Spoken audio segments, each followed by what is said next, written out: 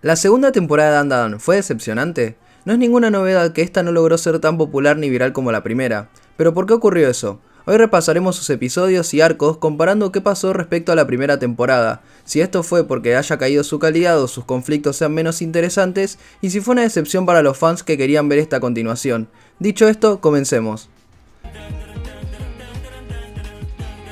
Por suerte, para los que disfrutamos de su primera temporada, la segunda parte no tardó mucho en llegar. Teniendo en cuenta que fue muy exitosa y el manga también lo es, no era raro de esperar que no se demorara mucho tiempo en estrenarla, siendo que solo tardó 6 meses entre el final de una y el comienzo de la otra. Obviamente que el factor de que solo salieran 2 episodios es lo que aceleró las cosas, ya que tranquilamente pudo ser un anime de 24 episodios y una sola temporada. Igualmente fue muy rápido comparado a producciones como Demon Slayer o Bleach, los cuales si bien tienen una calidad de animación superior, estrenaron sus últimas temporadas de 12 capítulos. Una de las primeras diferencias que vimos en la viralización es que su primer opening fue mucho más viral que el segundo, y eso se puede ver en sus visitas en YouTube. Por ejemplo, como vemos, Otonoke tiene más de 200 millones entre todos sus videos oficiales, mientras que On The Way llega a las 60 millones aproximadamente. Quitando el factor de que uno salió hace un año mientras que el otro hace 4 meses, su boom de viralidad no se compara. Cabe aclarar que más visitas no significa que sea mejor. Personalmente me gusta mucho más el segundo opening, tanto la canción como el video. Déjame en los comentarios si coincides conmigo o cuál es tu favorito. Asimismo, la cantidad de contenido al respecto. Quizás esto pueda ser más personal, al fin y al cabo depende también de su algoritmo y del contenido que consuman, pero noté una baja de posteos o memes respecto a la primera temporada, y esto, aunque no lo parezca, es normal. Por lo general algo nuevo y disruptivo como Dandadan puede enganchar al principio por la noticia, ya que mucha gente lo va a ver por la novedad y el FOMO, pero después van a seguir solo quienes realmente disfrutaron del anime. Y acá hay que mencionar algo muy importante, y es que el factor de FOMO que tiene la sociedad actual ayuda mucho a que esto sea un boom y la novedad por un tiempo, pero después se vaya la atención a la siguiente tendencia. Recordemos que en el episodio 7 de la primera temporada fue increíblemente viral dentro de la comunidad de anime, pero en la segunda no hubo algo así, o en todo caso fueron clips de Momo y Okarun, pero no capítulos enteros como esa vez. Con estos detalles podemos notar una baja respecto a la primera temporada, quizás no muy grande de espectadores porque es difícil saberlo ahora, pero sí quizás del hype o del público más mainstream, algo que terminaremos de desarrollar más adelante y es muy importante para entender qué pudo pasar. Algo que nos va a servir a la hora de comparar ambas temporadas va a ser ver cuántos arcos tuvo cada una y qué pasó en cada episodio, así que repasemos brevemente para tener una mejor perspectiva. La primera temporada tuvo 3 arcos y medio, siendo que 2 de ellos fueron bastante cortos, de 3 capítulos cada uno, y medio porque sus últimos 2 episodios son de un arco que termina en la segunda temporada. El primer arco es el de la turboabuela. Tras romper con su novio, Momo defiende a un estudiante solitario, con quien discute sobre lo paranormal. Momo cree en espíritus y el otro en extraterrestres, por lo que se retan a comprobar quién tiene razón. Momo va a un hospital abandonado y su compañero al túnel de la turboabuela. Sorprendentemente, ambos se encuentran con lo que buscaban, ya que Momo es secuestrada por alienígenas y el chico es poseído por el yokai. Su compañero logra rescatarla con ayuda del espíritu y usando sus poderes psíquicos, recién despertados de Momo, derrotan a los serpoianos. Finalmente, el chico se presenta como Ken Takakura, a quien Momo apoda Okarun. Momo y Okarun se refugian en la casa de la abuela Seiko para recuperarse. Allí son atacados por una criatura extraña, que resulta ser un monstruo de sumo. Okarun libera sus poderes pero es herido en batalla y ella usa un talismán para quemar al alienígena y escapar de su dimensión. Aunque logran vencerlo, Momo se desmaya y al perder el control de la maldición, la turboabuela toma posesión completa del cuerpo de Okarun. Seiko llega y exorciza temporalmente a Okarun. Al explicarle la situación, Momo revela sus poderes y Seiko les enseña sobre la turboabuela y nos cuenta un poco sobre su historia. Aunque Seiko advierte no enfrentarse a ella, Momo insiste en salvar a Okarun. El yokai aparece y los reta a luchar en el túnel, amenazando con matar a inocentes si no aceptan. Seiko los bendice y ambos se preparan para la pelea. Momo y Okarun llegan al túnel para enfrentarla. Aunque intentan atraerla fuera de la ciudad, ella les arrebata la maldición de Okarun. Tras una persecución, logra escapar hacia las afueras. Con la ayuda de Seiko, derrotan al espíritu en un tren y liberan a Okarun. Luego descubren el trágico origen de la turboabuela, un espíritu que buscaba proteger a las víctimas de abuso. Momo y Okarun establecen un vínculo más cercano después de esta victoria. En la escuela, Momo y Okarun se acercan más, aunque un malentendido los hace parecer pareja. Okarun descubre que ha perdido sus bolas y ambos buscan ayuda de Seiko. Durante el ritual, un muñeco cobra vida y es la conciencia de la turboabuela. Ella explica que su espíritu aún reside parcialmente en Okarun, permitiéndole transformarse en yokai, aunque no lo controla. Sin embargo, no recuerda dónde escondió dichas bolas, terminando en este episodio el arco de la turboabuela y empezando el de la Acrobatic Silky.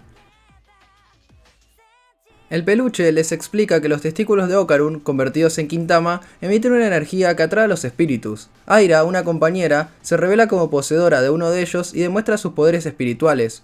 Aira intenta exorcizar a Momo, creyendo que es un demonio, pero son atacadas por el espíritu del Acrobatic Silky, que devora a Aira y a Momo. Gracias a esta última logran escapar cuando ella prende fuego el cabello del espíritu. Momo y Okarun se enfrentan al Acrobatic Silky y logran derrotarla, pero Aira muere durante la pelea. El espíritu, arrepentido, decide revivirla al transferirle su energía. Momo pudo ver el trágico pasado del espíritu siendo una madre que perdió a su hija y murió por la desesperación, renaciendo como un ente protector. Aira revive y conmovida consuela a Silky, despidiéndose de ella prometiendo recordarla. Acá termina este arco y pasamos al tercero, el cual es el de los serpos. Aira sigue desconfiando de Momo y decide liberar a Okarun de su supuesta manipulación. Durante un malentendido amoroso entre los tres, la escuela es atrapada en un reino controlado por los serpoianos. Momo se enfrenta a un alienígena dinosaurio, mientras Okarun y Aira luchan contra un ser tipo camarón mantis. Los aliens capturan a Okarun para experimentar con él, pero Aira logra utilizar sus poderes de Silky para salvarlo. Aira y Okarun combaten juntos a los serpoianos y Momo se une para ayudarlos. En el medio del caos, un monstruo acuático llamado Nessie aparece y se come a los alienígenas. Los tres se enfrentan a un enemigo fusionado entre Nessie, camarón mantis y un serpoiano, logrando vencerlo gracias al trabajo en equipo. Al regresar al mundo real, todos los estudiantes se sorprenden creyendo que estaban teniendo relaciones. El trío lidia con las consecuencias del rumor. Aira asume su culpa y defiende a Momo ante sus compañeras. Luego encuentran al camarón mantis herido y lo llevan con Seiko, quien lo ayuda dándole leche como sustituto de sangre. Agradecido, promete ayudarlos en un futuro. Más tarde llega un nuevo personaje, Gigi, amigo de la infancia y primer amor de Momo, lo que deja a Okarun sorprendido y celoso. Con esto se cierra el arco de los serpos y continúa con el de la casa maldita. Seiko recibe a Gigi, cuyos padres fueron víctimas de un fenómeno sobrenatural. Al cambiarse a la escuela de los protas, genera celos en Okarun por su cercanía con Momo. Un día, Okarun se cruza con un modelo anatómico vivo llamado Taro, que huye hacia un depósito junto a su amada Hana. Tras perseguirlos, Okarun comprende sus propios sentimientos por Momo y decide luchar por ella. El grupo descubre que el supuesto Quintama que parecía tener Taro era solo un adorno. Gigi comienza a sufrir alucinaciones del espíritu que atormenta a su familia. Este, junto a Momo y Okarun, viajan a su pueblo natal, donde investigan la casa maldita de sus padres. Mientras Momo baja al pueblo para visitar las aguas termales, Okarun y Gigi descubren una habitación secreta llena de talismanes, mientras Momo es atacada por extraños en el baño. Terminando de esta manera la primera temporada, dejando este arco recién en su comienzo. Ya podemos ver que el ritmo es más rápido de lo que será la próxima parte, pero eso lo dejaremos para la comparación más detallada entre ambas. Antes de continuar, si les está gustando este video, me gustaría invitarlos a dejar su like y suscribirse para apoyar el canal. Ya somos 700 y estamos cada vez más cerca de alcanzar la meta de los 1000 suscriptores. Disculpen la interrupción, continuamos con el video. Luego de esos meses de espera, tenemos la segunda temporada, continuando directamente desde el último capítulo. Momo finalmente logra defenderse de los atacantes en las aguas, mientras Gigi y Okarun son retenidos por los Quitos, una familia sospechosa que luego revelan su intención de sacrificarlos. Momo, al intentar rescatarlos, cae junto a ellos en el túnel subterráneo donde encuentran un vecindario enterrado y al gusano de la muerte mongol. El gusano devora a los Quitos mientras los chicos escapan, pero Okarun pierde control y entra en su forma yokai. Gigi evita que Momo y Okarun mueran por los poderes del gusano, al contactar con un espíritu llamado Evil Eye. Este revela su pasado como un niño sacrificado por los Quitos. Poseído por el dolor y el odio, busca venganza contra ellos. Gigi intenta consolarlo, permitiendo que el espíritu lo posea para compartir su sufrimiento. El Evil Eye ahuyenta al gusano, pero la turbabuela advierte que ahora Gigi también es un enemigo. Momo intenta detenerlo, pero el mal de ojo se lanza a luchar contra ella, hasta que Okarun llega para enfrentarlo. Okarun distrae al Evil Eye para liberar a Gigi, mientras Momo quema la casa, provocando que el gusano suba a la superficie. Okarun, tras una difícil pelea, derrota al espíritu, pero se queda sin energía. Momo usa el fuego para hacer que el gusano emerja y muera bajo el sol, liberando a los Quitos. Sin embargo, Naki, su líder, la culpa por romper el equilibrio. Justo después, un terremoto y una erupción sacuden la zona, desatando el caos en la ciudad. Momo desafía la profecía de Naki y utiliza el cadáver del gusano de la muerte para detener la lava. Con la ayuda de Manjiro, un discípulo de Seiko, y Naki, se enfrentan al mal de ojo, quien revive. La batalla se detiene cuando Seiko, el camarón mantis y Taro aparecen y logran sellarlo en Taro. Momo rescata a Okarun y a la turbabuela, protegidos por la baba del gusano. Al reencontrarse, Momo abraza a Okarun, feliz de verlo con vida. Durante la cena, Seiko intenta exorcizar a Gigi de su espíritu, descubriendo que ésta aparece o desaparece con el cambio de la temperatura. Mientras vigilan a Gigi, Momo, Okarun y Aira acompañan a Camarón Mantis de regreso a su casa. Naki revela su verdadera forma y jura venganza.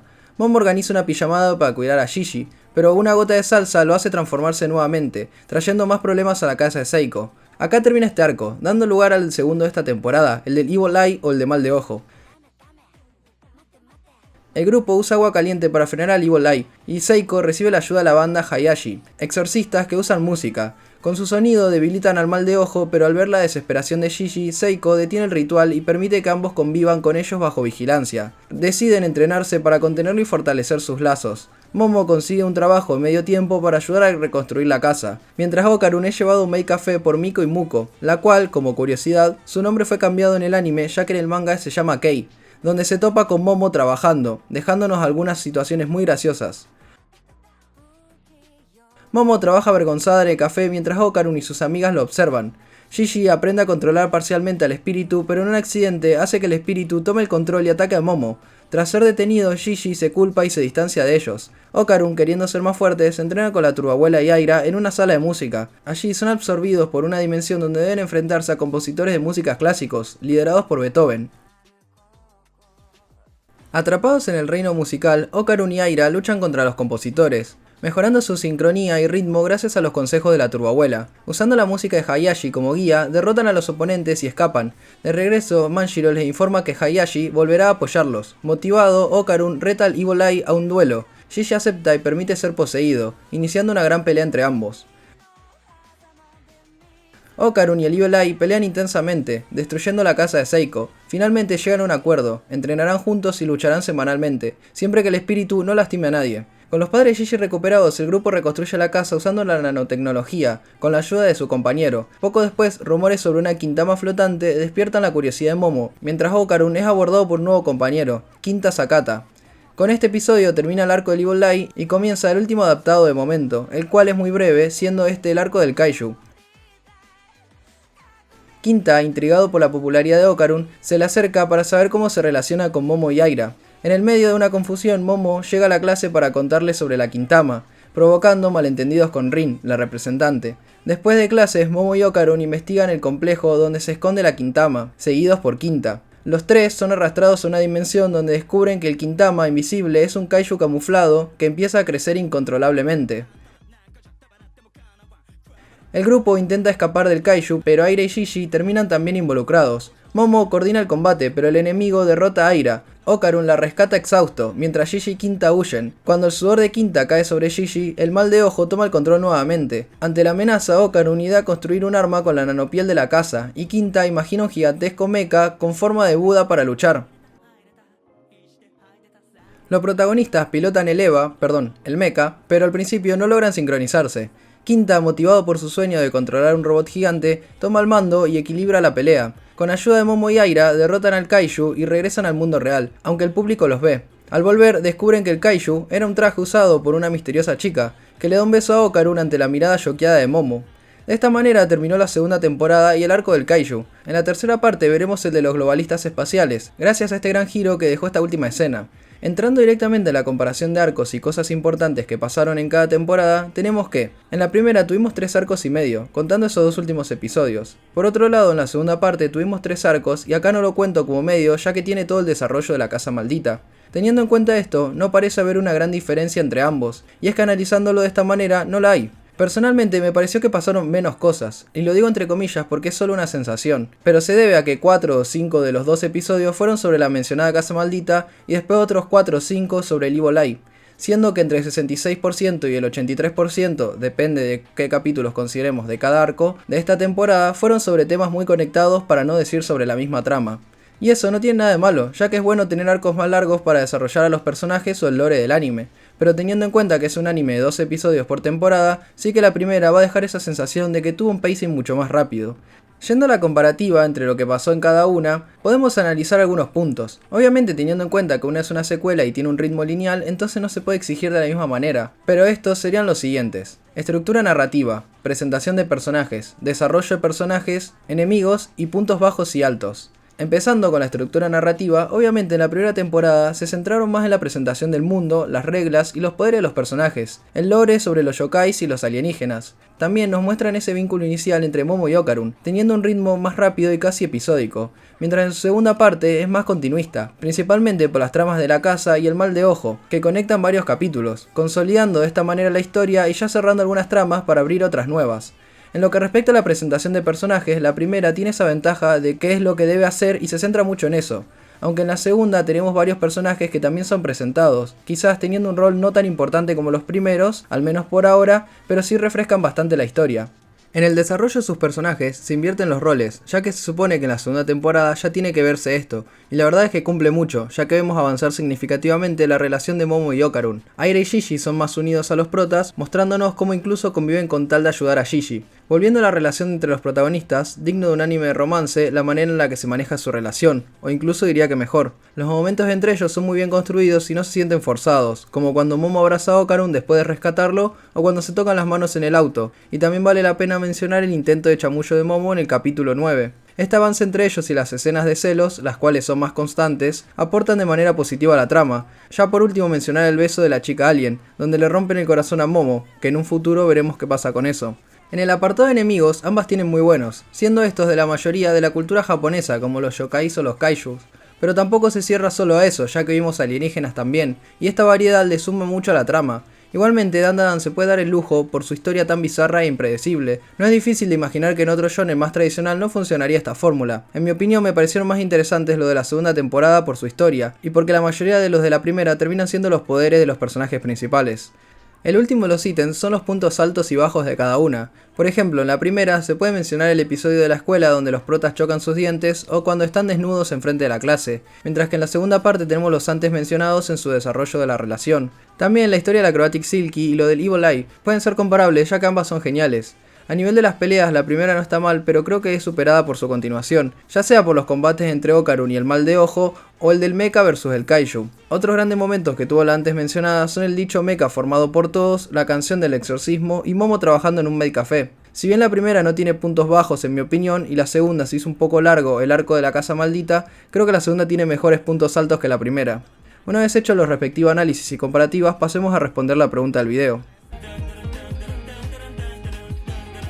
Entonces, ¿la segunda temporada de Dandadan fue decepcionante? La respuesta depende mucho de qué esperábamos de esta continuación, pero no creo que para nada haya sido una decepción. Si bien los que buscaban una fórmula más direccionada a la sorpresa y el ritmo muy frenético que tuvo la primera, es lógico que se sientan que bajó un poco el impacto. La primera temporada fue un boom refrescante para los que consumen shonens habitualmente, y la estructura de la segunda era necesaria. Esta última apostando por un desarrollo más pausado, centrado en los vínculos entre los protagonistas, y en profundizar las tramas de la historia. En cuanto a popularidad, la pérdida del factor sorpresa y el FOMO de la primera temporada influyeron mucho en mi opinión, ya que dejó de ser la gran novedad que se viralizó de esa manera, algo obvio por ser una continuación. Lo más importante es que no se perdió la calidad de la obra. En definitiva, si te gustó la primera y te encariñaste con sus personajes, es muy probable que hayas disfrutado esta temporada también. Pero me gustaría saber tu opinión en los comentarios. ¿Qué te pareció esta segunda temporada? Y si crees que es mejor o peor que la primera. Si llegaste hasta acá, te agradezco por ver el video. Puedes dejar también qué te gustaría ver en futuros videos que con gusto lo leeré. Y si te gustó este video, puedes dejar tu like y suscribirte para ayudarme a crear más contenido como este. Nos vemos en un próximo video. Adiós.